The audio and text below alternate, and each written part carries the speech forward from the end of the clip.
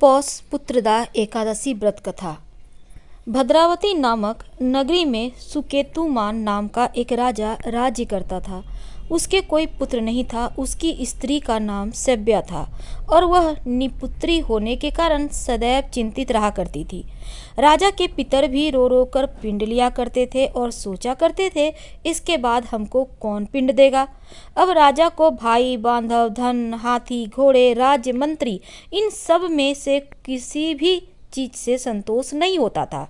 वह सदैव यही विचार करता था कि मेरे मरने के बाद मुझको कौन पिंडदान करेगा। बिना पुत्र के पितरों और देवताओं का ऋण मैं कैसे चुका सकूंगा।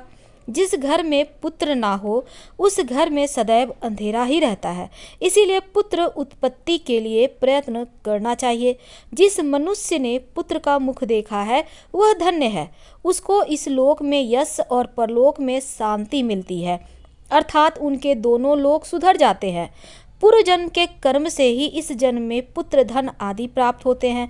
राजा इसी प्रकार रात दिन चिंता में लगा रहता था।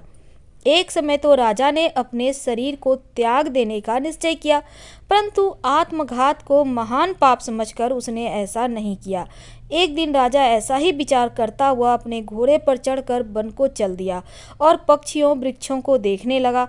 उसने देखा कि वन में मृग, व्याघ्र, सुअर, सिंह, बंदर, सर्प आदि सब भ्रमण कर रहे हैं। हाथी अपने बच्चों और हथनियों के बीच घूम रहा है। इस वन में कहीं तो गीदड़ अपने कर्कश स्वर में बोल रहे हैं तो कहीं उल्लू ध्वनि कर रहे हैं। वन के दृश्यों को देखकर राजा सोच विचार में लग गया। इसी प्रकार आधा दिन बीत गया और वह सोचने लगा कि मैंने कई यज्ञ किए, ब्राह्मणों को स्वादिष्ट भोजन से तृप्त किया, फिर भी मुझको दुख प्राप्त हुआ। क्यों? राजा इस प्यास के मारे अत्यंत दुखी हो गया और पानी की तलाश में इधर उधर घूमने लगा। थोड़ी दूरी पर राजा ने एक सरोवर देखा। उस सरोवर में कमल खिले थे तथा सारस, हंस, मगरमच्छ आदि विहार कर रहे थे। उस सरोवर के चारों तरफ मुनियों के आश्रम बने हुए थे। उसी समय राजा के दाहिनी अंग फड़कने लगे। राजा शुभ शकुन समझकर घोड़े से उतरकर मुनियों को दंडवत प्रणाम करके बैठ गया। राजा को देखकर मुनियों ने कहा, राजन, हम तुमसे अत्यंत प्रसन्न हैं। तुम्हारी क्या इच्छा है सो कहो।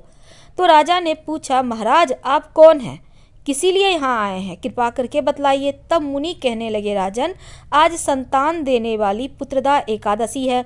हम लोग विश्वदेव हैं और इस सरोवर में स्नान करने के लिए आए हैं। यह सुनकर राजा कहने लगा कि महाराज, मेरे भी कोई संतान नहीं है। आप मुझ पर प्रसन्न हैं तो एक पुत्र का वरदान दीजिए। मुनि बोले, राजन, आज पुत्रदा एकादशी है। आप अवश्य ही इस व्रत को करें और भगवान की कृपा से अवश्य ही आपके घर में पुत्र होगा। मुनि के वचनों को सुनकर राजा ने उसी दिन एकादशी का व्रत किया और द्वादशी को उसका पारण किया। इसके पश्चात मुनियों को प्रणाम करके महल में वापस आ गया। कुछ समय बीतने के बाद रानी ने गर्भ धारण किया और 9 महीने के पश्चात उनके एक पुत्र हुआ। वह राजकुमार अत्यंत शूरवीर, यशस्वी और प्रजापालक हुआ। श्री कृष्ण बोले, हे राजन, पुत्र की प्राप्ति के लिए पुत्रदा एकादशी का व्रत रखना चाहिए। जो मनुष्य इस महात्म को पढ़ता है या सुनता है उसे अंत में स्वर्ग की प्राप्ति होती है। हम आपसे विदा लेते हैं।